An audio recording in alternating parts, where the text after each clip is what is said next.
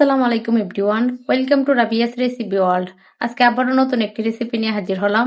আজকে তৈরি করব ডোনাট। ডোনাটটা বানানো সবচেয়ে সহজ এবং অনেক বেশি মজার হয়ে থাকে। একবার হলো বাসায় তৈরি করবেন। চাইলে বাচ্চাদের টিফিনে খুব সহজে এই ডোনাটটা বানিয়ে দেওয়া যাবে, কারণ বাচ্চারা ডোনাট খেতে অনেক বেশি পছন্দ করে। খুবই সহজ এবং খুবই মজাদার একটি রেসিপি।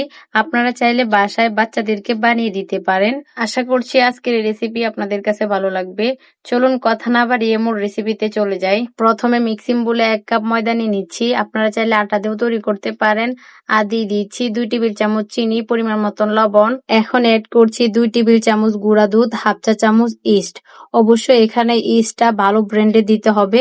1 টেবিল চামচ রান্নার রেগুলার তেল দিয়ে সবগুলোকে একসাথে ভালোভাবে মিশিয়ে নিতে হবে। মিশিয়ে নেওয়া হয়ে গেলে হালকা কুসুম গরম পানি দিয়ে এটাকে একটা সফট ডো তৈরি করে নিতে হবে। চেষ্টা করবেন অল্প অল্প পানি দিয়ে ডোটাকে তৈরি করে নিতে। চেষ্টা করবেন অল্প অল্প পানি দিয়ে তারপর ডোটাকে মেখে নিতে। একবারে বেশি পানি দিতে গেলে ডোটা নরম হয়ে যাওয়ার সম্ভাবনা থাকে, তাই অল্প অল্প পানি দিয়ে ডোটাকে মেখে নিতে হবে। অবশ্যই মাখানোর সময় আপনারা বুঝতে পারবেন কতটুকু পানি লাগবে মাখাতে। আমার ডোটাকে তৈরি করতে হাফ কাপের থেকেও কম পানি লেগেছে। আপনাদের কম বেশি লাগতে পারে। ডোটা যত বেশি সফট হবে ডোনাট গুলো তত বেশি নরম তুলতুলে হবে, তাই চেষ্টা করবেন ডোটাকে একটু নরম করে গুলতে। এতে করে ডোনাট গুলো অনেক বেশি সফট থাকবে এবং অনেক সময় ধরে এটা নরম থাকবে, শক্ত হয়ে যাবে না। এখন এটাকে রেস্টে রেখে দেবো 20 মিনিটের জন্য। আপনারা চাইলে আরো বেশি সময় ধরে রেস্টে রাখতে পারেন। ফিরে আসলাম 20 মিনিট পর। আমার ডোটা হালকা ফুলেছে। আপনারা চাইলে আরো বেশি সময় ধরে রেস্টে রেখে দিতে পারেন। এতে করে ডোটা আরো বেশি ফুলে উঠবে। তবে ডোনাট বানানোর জন্য ডোটাকে অতিরিক্ত ফুলানোর প্রয়োজন হয় না। এখন আমি কিছুক্ষণ মধ্যে নিয়েছি, তারপর এটাকে বেলে নেব। সামান্য পরিমাণ কর্নফ্লাওয়ার ছিটিয়ে এখন আমি রুটিটাকে বেলে নেব। আপনারা চাইলে এখানে ময়দা দিয়েও রুটিটাকে বেলে নিতে পারেন। আজকে ডোনাট গুলো আমি রুটি বানিয়ে তারপর তৈরি করব। ডোনাট অনেকে অনেকভাবে তৈরি করে, তবে আমার কাছে সবচেয়ে সহজ মনে হয় রুটি বানিয়ে তারপর তৈরি করা। তাই আমি সব সময় রুটি বানিয়ে তারপর ডোনাট গুলো তৈরি করি। আমি রুটিটাকে বেলে নিয়েছি। এখন একটি স্টিলের গ্লাস দিয়ে আমি রুটিটাকে কেটে নেব।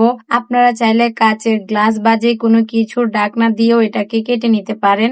আমার একটি ডোনাট কেটে নেওয়া হয়ে গিয়েছে। এখন আমি সেম ভাবে সবগুলো ডোনাটকে কেটে নেব। আপনি যদি আমার চ্যানেলে নতুন হয়ে থাকেন তাহলে অবশ্যই চ্যানেলটিকে সাবস্ক্রাইব করে দিবেন আর পাশে থাকা বেল আইকনটিতে ক্লিক করে রাখবেন। ভিডিওটি যদি ভালো লেগে থাকে তাহলে অবশ্যই লাইক, কমেন্ট এবং শেয়ার করে দিবেন। আমার এই রেসিপিটা একবার হলো বাসায় বানিয়ে ট্রাই করবেন। দেখবেন বাচ্চা থেকে বড়রা সবাই অনেক বেশি পছন্দ করবে। আর যদি আমার রেসিপি ফলো করে বাসায় তৈরি করেন তাহলে অবশ্যই আমাকে কমেন্টস করে জানাবেন আপনাদেরগুলা কেমন হয়েছে। আমি সবগুলো ডোনাটকে বানিয়ে নিয়েছি। এখন আমি মাঝ বরাবর একটি নজেল দিয়ে ছিদ্র করে নিব। আপনারা চাইলে আঙ্গুলের সাহায্যেও ছিদ্রটা করে নিতে পারেন।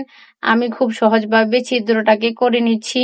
নিশ্চয়ই দেখে বুঝতে পারছেন নজেল দিয়ে ছিদ্র করা যেমন সহজ তেমন দেখতেও অনেক সুন্দর হয়। আপনাদের হাতের কাছে নজেল না থাকলে আপনারা হাতের সাহায্যেও ছিদ্রটাকে করে নিতে পারবেন। এই তো আমি অফ ক্যামেরায় সবগুলো ডোনাটকে তৈরি করে নিয়েছি। এখন এগুলোকে তেলে ভেজে নিব। আমি একটি প্যানে পর্যাপ্ত পরিমাণ তেল দিয়ে দিয়েছি। তেলটা যখন গরম হয়ে যাবে তখন এর মধ্যে ডোনাট গুলো ছেড়ে দিতে হবে। এই অবস্থায় চুলার আঁচটাকে মাঝামাঝি রাখতে হবে। ডোনাট ভাজার জন্য বেশি একটা সময় লাগে না। 2 মিনিট ভাজার পর আমি এগুলোকে উল্টিয়ে নিচ্ছি। 4 থেকে 5 মিনিটের মধ্যেই ডোনাট গুলো ভাজা হয়ে যাবে, এর থেকে বেশি সময় লাগবে না।